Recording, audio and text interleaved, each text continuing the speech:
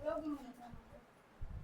Student, हम लोग आज हेलो स्टूडेंट, तो इस वीडियो में बात करने वाले हैं एक इंपॉर्टेंट टॉपिक है जिसको बोलते हैं मोल कंसेप्ट। तो मोल कंसेप्ट बोलते हैं ना कि अगर आप कहीं भी जाएं और पूछ ले कि भाई आप किस क्लास में हो, तो क्लास 11th में है, ठीक है। तो मोल कंसेप्ट के बारे में जरूर पूछते हैं, यानी मोल कंसेप्ट अगर आपको नहीं आ रहा है तो आपको कुछ नहीं आ रहा है, ठीक है। तो आज हम लोग इस वीडियो में बात करेंगे पहले शुरुआत बेसिक से, और उसके बाद हम लोग देखेंगे कि नीट तक के क्वेश्चन जो है कैसे पूछे जा सकते हैं या पूछे जाते हैं, उसके बारे में हम लोग डिस्कस करेंगे, ठीक है। तो अगर ये लेक्चर आपको समझ में आएगा तो इसको लाइक कर देंगे, सब्सक्राइब कर देंगे, जानते हो शेयर और कर देंगे, ठीक है। तो चलिए हम लोग बात करते हैं भाई मोल कंसेप्ट की जरूरत क्या है। तो एक्चुअली में अगर हम देखें कि हमारे पास कोई सब्सटेंस है, ठीक है, तो उसके अमाउंट को हम कैसे रिप्रेजेंट करते हैं, तो मोल में हम रिप्रेजेंट करते हैं। कैसे? मोल में हम रिप्रेजेंट करते हैं। जैसे अगर ये बोला जाए कि भाई मोल क्या है, तो उससे पहले हम समझें कि जैसे कहता है ना, 1 दर्जन हमें केला लेना है, तो 1 दर्जन हमें केला अगर लेना है तो उस केस का मतलब ये हो गया कि उसमें भैया 12 केले आएंगे। यानी 1 दर्जन अगर कह दिया गया तो मतलब 12 समझ में आ रहा। हो सकता है 1 दर्जन पेन लेना है, तो मतलब ये हो गया कि 12 पेन लेना है। 1 दर्जन हमें कॉपी लेना है, मतलब 1 डजन कॉपी लेना, ऐसा कर सकते हो। उसी तरह से मोल भी होता है। तो मोल क्या होता है उसको हम लोग समझने की कोशिश करते हैं। तो डिफिनीशन पहले समझ लेते हैं। कह रहा मोल कंसेप्ट यानी the amount of substance that contains 6.022 into 10^23 particles is called the mole, ठीक है। यानी मोल क्या होता है, तो कह सकते हैं it is the amount of substance that contains 6.022 into 10^23 particle. यानी कोई भी ऐसा कंपाउंड है जिसमें 6 पॉइंट इतने यानी 6.022 into 10^23 पार्टिकल्स अगर रहेंगे तो उसको हम भाई 1 मोल बोलेंगे। अब फिर से दिक्कत हो गई भाई पार्टिकल्स क्या है ना, व्हाट इज पार्टिकल। तो पार्टिकल में यहाँ पे हम बात कर सकते हैं कि पार्टिकल को हम मतलब समझ सकते हैं।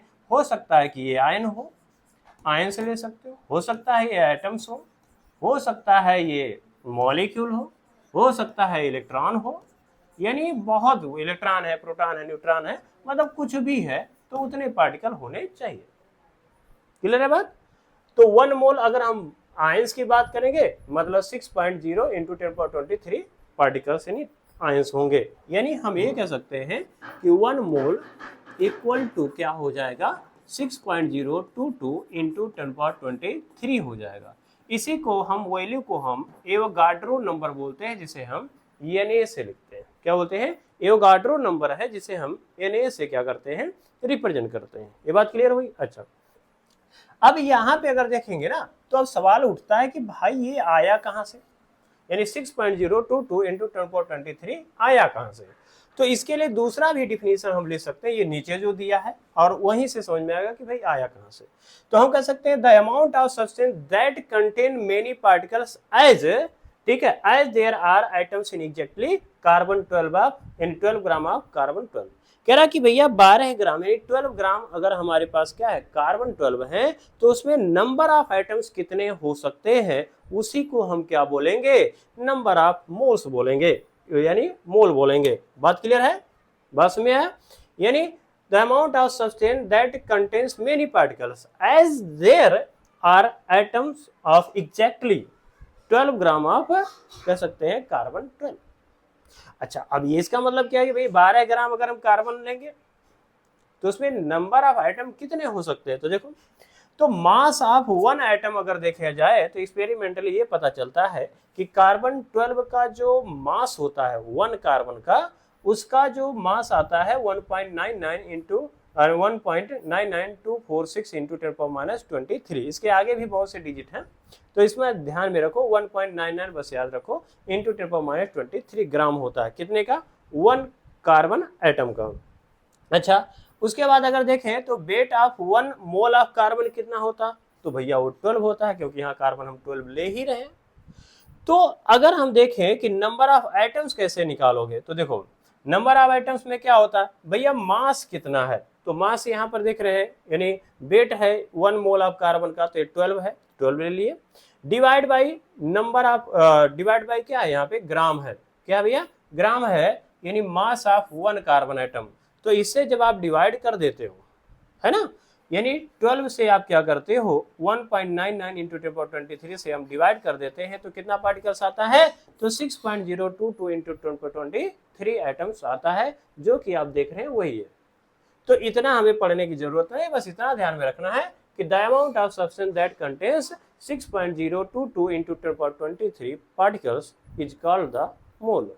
ये बात क्लियर है। और 1 मोल इक्वल टू क्या होता है, 6.022 इंटू 1023 होता है। ठीक है, ठीक है। तो इसको एग्जाम समझ मतलब लिखना तो लिख सकते हो, नहीं तो अदरवाइज कोई जरूरत नहीं है। चलिए बात करते हैं यहाँ पे एग्जाम्पल में। जैसे ये बोल दे कि भैया 1 मोल हमारे पास क्या है, पेन है। तो 1 मोल पेन का मतलब हो गया कि हमारे पास जो है 6.022 इंटू 1023 पेन्स हैं। ठीक है। अब ये कहते हैं कि भैया 1 मोल हमारे पास क्या है, सोडियम है। तो 1 मोल सोडियम आइटम का मतलब क्या हो गया, ये हमारे पास 1 मोल मतलब 6.022 इंटू 1023 भैया सोडियम आइटम है, सोडियम आइटम है। बात क्लियर है। इसी टाइप से अगर बोल दे कि भैया 1 मोल हमारे पास जो है वाटर मॉलिक्यूल है, यानी H2O मॉलिक्यूल पूछ ले, तो ये बताइए कि 1 H2O मॉलिक्यूल में, यानी 1 मोल H2O मॉलिक्यूल में कितने वाटर मॉलिक्यूल हैं। तो कहोगे कि भैया 1 मोल मतलब 6.022 इंटू 1023 वाटर मॉलिक्यूल हो जाएंगे, H2O मॉलिक्यूल हो जाएंगे। बात क्लियर है, बात समझ में आ रही है। चलिए ठीक है। अब यहाँ पे बात आएगा, अच्छा अब हम धीरे धीरे बढ़ेंगे। जैसे ये कह दे कि ठीक है, how many hydrogen items are present in 1 molecule of 1 mole of water molecule. Clear है। How many hydrogen items present in, ठीक है, 1 मोल ऑफ वाटर मॉलिक्यूल। तो हाइड्रोजन आइटम कितना हो जाएगा, ठीक है। तो यहां लिख सकते हैं 1 मोल, ठीक है, 1 मोल वाटर मॉलिक्यूल्स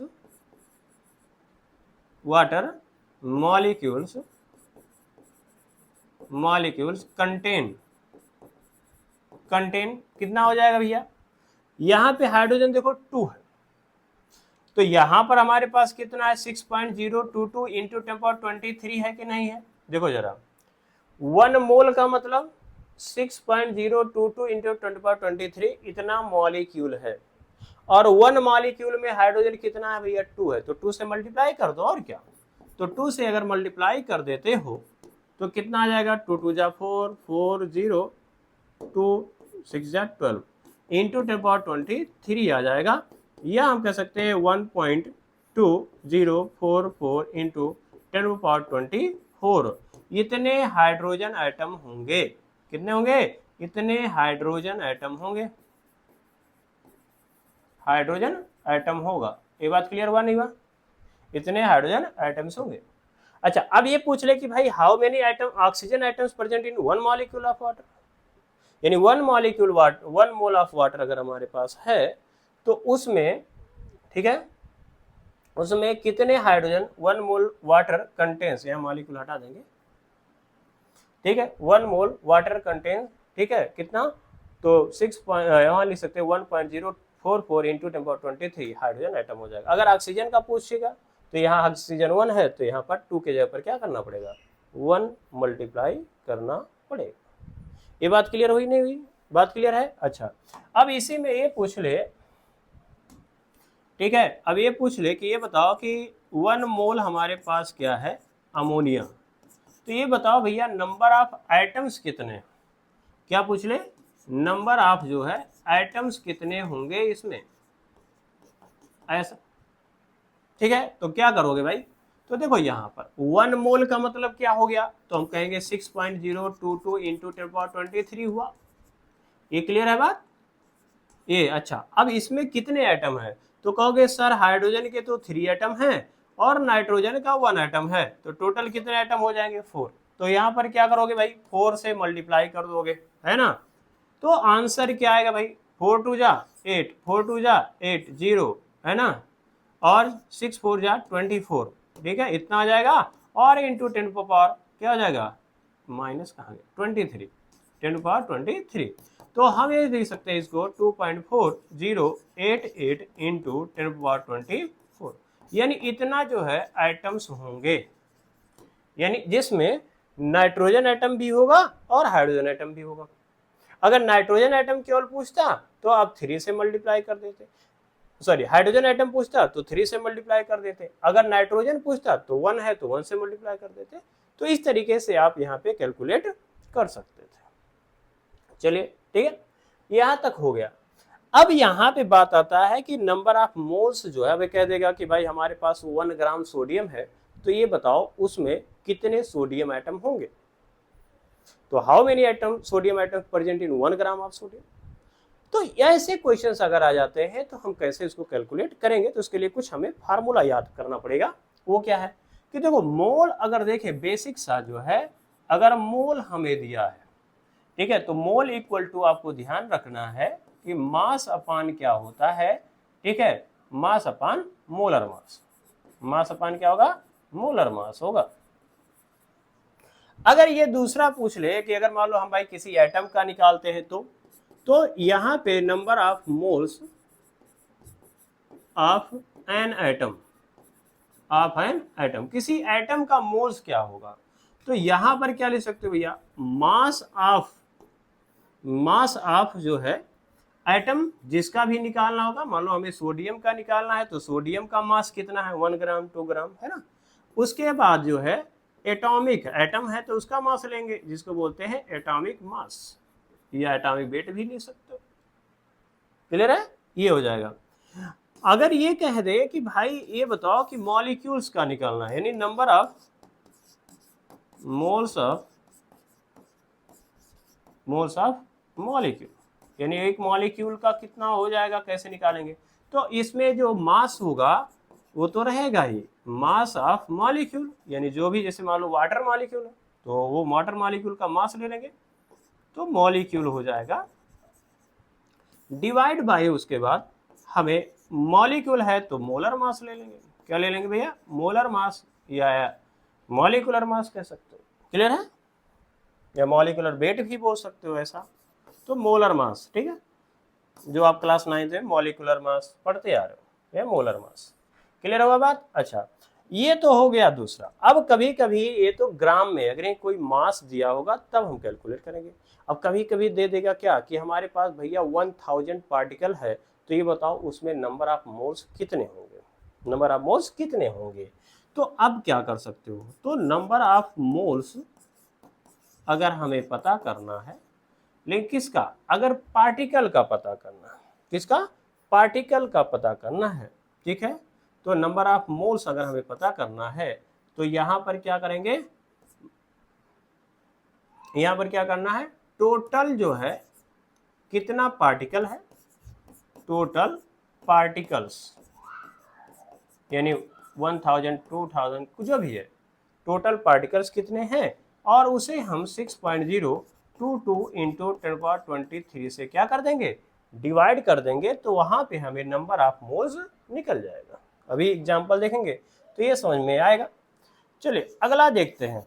तो ये हो गया दूसरा तरीका कि अगर पार्टिकल दे दिया है कि हमारे पास मतलब 6.022 इंटू 10⁻25 हमारे पास पार्टिकल है, तो ये बताओ नंबर ऑफ मोल्स कितना होगा, तो हम इसे डिवाइड करके निकाल लेंगे। ठीक है, अच्छा, अब यहाँ पे दूसरा तरीका होता है कि number of moles for gaseous molecule. ठीक है, तो फॉर अगर हम बात करें गैसियस, ठीक है, मॉलिक्यूल या एटम जो भी होगा ये कह सकते हैं, तो उसके लिए यानी गैसियस स्टेट के लिए बात करें तो उसके लिए क्या होगा, number of moles, number of moles, clear है, equal to number of moles. तो अब देखो अगर हमारे पास 1 मोल गैस है, चाहे भैया कोई गैस हो, 1 मोल अगर गैस है तो उसका जो वॉल्यूम होता है वह कितना होता है, 22.4 लीटर होता है। कितना, 1 मोल अगर कोई गैस है तो उसका जो वॉल्यूम है, ठीक है, तो यहां पर लिख सकते हैं वॉल्यूम ऑफ कह सकते हो 1 mole of gas, 1 mole of gas equal to 22.4 litre होता है। यानी अगर इस कमरे में 1 मोल अगर मैं हाइड्रोजन गैस छोड़ दूं तो इसका मतलब है कि उसका जो वॉल्यूम होगा वो 20.4 लीटर होगा। या इस रूम में मैं कहूँ कि हमारे पास क्या है, यानी कह सकते हैं कि ऑक्सीजन गैस है 1 मोल है, तो चाहे ऑक्सीजन हो, नाइट्रोजन हो, हीलियम हो, कुछ भी हो, अगर वो 1 मोल है तो उसका वॉल्यूम कितना होगा, 22.4 लीटर होगा। अच्छा, अब कह दे कि अच्छा ठीक है, इस रूम में हमारे पास 50 लीटर ऑक्सीजन गैस है, तो ये बताओ उसमें नंबर ऑफ मोल्स कितने हो जाएंगे, नंबर ऑफ मोल्स कितने हो जाएंगे। तो उसको कैसे कैलकुलेट करोगे, तो उसके लिए वॉल्यूम आपको दिया होगा। क्या दिया होगा, वॉल्यूम। यानी हम कह सकते हैं, यहाँ पर लिख सकते हैं volume of gas, volume of gas ये जो दिया होगा, ये अगर लीटर में ले रहे हो तो लीटर में लेंगे, डिवाइड बाई 22.4, उसी से हमें डिवाइड कर देना है, ये भी किस में रहना चाहिए, ये तो लीटर में है, तो इसे हम मोल्स कैलकुलेट कर सकते हैं। क्लियर है बात, आए बात में। अच्छा, अगर हमें मास पता करना है, एक और फार्मूला लिख लेंगे, अगर हमें मास पता करना है तो मास ऑफ 1 एटम, 1 एटम, अगर किसी एटम का हमें मास निकालना या किसी मॉलिक्यूल का हमें मास निकालना है तो क्या हो जाएगा भाई, एटम है तो यहां लिखोगे एटॉमिक मास और डिवाइड बाई जो है number of particle 6.022 into 10⁻23 Avogadro number. तो एवोगाड्रो नंबर से डिवाइड कर दोगे तो यहाँ पर क्या मिल जाएगा, हमें मास ऑफ 1 एटम मिल जाएगा। क्लियर है, मास ऑफ क्या मिल जाएगा, 1 एटम मिल जाएगा। या mass of molecular mass of 1 molecule निकालना चाहते हो तो उसका भी फार्मूला ले सकते हो। तो मास ऑफ 1 मॉलिक्यूल, तो उसको क्या करना है भाई, तो यहां पे मॉलिक्यूलर मास लिखना होगा, तो मॉलिक्यूलर मास डिवाइड बाई क्या कर देंगे, 6.022 इंटू 10⁻23 से डिवाइड कर देंगे। ठीक है, तो इससे आपको क्या मिल जाएगा, मास ऑफ 1 मॉलिक्यूल मिल जाएगा। ये बात क्लियर है। अच्छा चलिए, तो ये हमने देख लिया। अब आते हैं यहाँ पे, अब क्वेश्चन कैसे आते हैं इसको देखते हैं। कह रहा है question, calculate the mass of an atom of silver. तो कह रहा है कि भैया हमारे पास एक एटम है, यानी एक सिल्वर एटम है, उसका जो है भैया मास बता दो क्या होगा। तो इसका मतलब है आप जाओगे सॉल्यूशन पे, तो मैंने क्या बताया कि मास ऑफ एन एटम, अब यहां पर अगर बात करें वो है आपका सिल्वर है, तो क्या बताया गया भाई, एटॉमिक मास। तो एटॉमिक मास जो होता है सिल्वर का, यहाँ देखो मोलर मास दिया है यानी एटॉमिक मास, तो एटॉमिक मास जो है डिवाइड बाई 6.022 इंटू 10⁻23 हो जाएगा, है कि नहीं है, आया बात में। अब यहाँ पे एटॉमिक मास क्या है, तो यहाँ पर है 108 है और डिवाइड बाई 6.022 इंटू 10⁻23 हो जाएगा, है कि नहीं है, बात आ रहा इसमें, क्लियर है बात, बोलो आ रहा बस में। तो अब इसको जब सॉल्व करोगे तो कितना आ जाएगा, तो मैंने सॉल्व करके रखा 1.79 मैंने सॉल्व किया है, अब एक बार सॉल्व जरूर कर लेंगे। 1.79 इंटू 10⁻22 ग्राम हो जाएगा, कितना हो जाएगा, 1.79 इंटू 10⁻22 ग्राम हो जाएगा। क्लियर है बात आई इसमें। तो क्या करना है भाई, अगर मास ऑफ एन एटम पूछेगा तो एटॉमिक मास डिवाइड बाई क्या करना है, एवोगाड्रो नंबर होगा, यानी 6.22 इंटू 10⁻23 लगाओगे आपका आंसर आ जाएगा। क्लियर है। अगला यहाँ पे अगर देखोगे तो एक और क्वेश्चन आ गया कि calculate the mass of 1 molecule of naphthalene. तो जैसे आप बोलते हैं ना क्विनॉल की गोली होती है जो कपड़े के बीच में रखते हैं, टैबलेट के फॉर्म में रहता है कपड़े के बीच में या किताबों के बीच में, ताकि वो खराब ना हो, कीड़े उड़े ना लगे, तो वो नेप्थलीन जो बॉल है उसका पूछ रहा है, व्हाट इज द मॉलिक्यूल है ना, what is the mass of 1 molecule of naphthalene. तो इसका मतलब कि हमें इसका मॉलिक्यूलर मास या मोलर मास पता करना पड़ेगा, तभी आएगा। चलिए देखते हैं। तो यहाँ पे जाओ पहले सॉल्यूशन पर, तो सॉल्यूशन में क्या लिखोगे भाई, मॉलिक्यूलर मास ऑफ नेफ्थलीन यानी C10H8, तो नंबर ऑफ कार्बन कितना भैया 10 है, तो 10 इंटू कितना हो जाएगा, इंटू 12 हो जाएगा। हाइड्रोजन कितना है 8 है और इसका 1 हो जाएगा, तो ये जगह 12 10 जा 120 और प्लस 8 हो जाएगा, तो 128 हो जाएगा ग्राम पर। क्लियर है बात? तो ये मोलर मास हो गया, ठीक है। मॉलिक्यूलर मास लिखो या मोलर मास, ये हो गया मोलर मास। तो ये इतना ग्राम पर मोल हो गया, 128 ग्राम पर मोल। क्लियर है? अच्छा, अब यहां पे कह रहा है कि भैया मास बता दो वन मॉलिक्यूल का। वन मॉलिक्यूल का क्या बता दो, मास कितना होगा, ठीक है। तो इसके लिए हमें क्या करना पड़ेगा, तो mass of one molecule of naphthalene यानी C10H8 इक्वल टू, तो मॉलिक्यूलर मास कितना था या मोलर मास कितना था, डिवाइड बाई 6.022 इंटू 10^23। तो मोलर मास आपका जो था 128 था और 6.022 इंटू 10^23 से क्या करोगे, डिवाइड करोगे। तो इसको जब डिवाइड करोगे तो आपका आंसर कितना आएगा, तो इसको मैं लिखा 2.12 इंटू 10 पावर, ठीक है, 10 पावर माइनस 22 ग्राम आ जाएगा। यानी जब भी इसको आप सॉल्व करोगे तो कितना आ जाएगा 2.12, ठीक है, इंटू 10 पावर माइनस कितना आ जाएगा 22 आ जाएगा।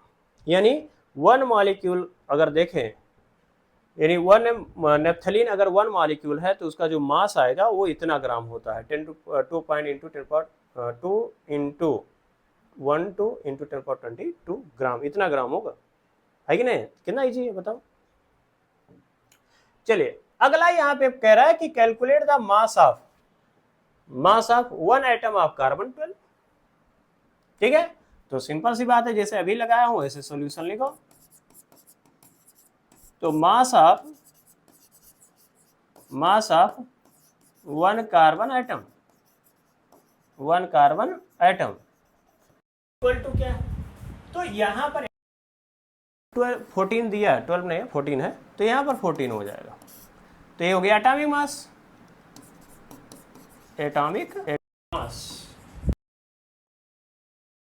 Avogadro number 6.022 into 10^23। अब एटॉमिक मास कितना है 14 और डिवाइड बाई 6.022 इंटू 10^23। तो इसका एटॉमिक मास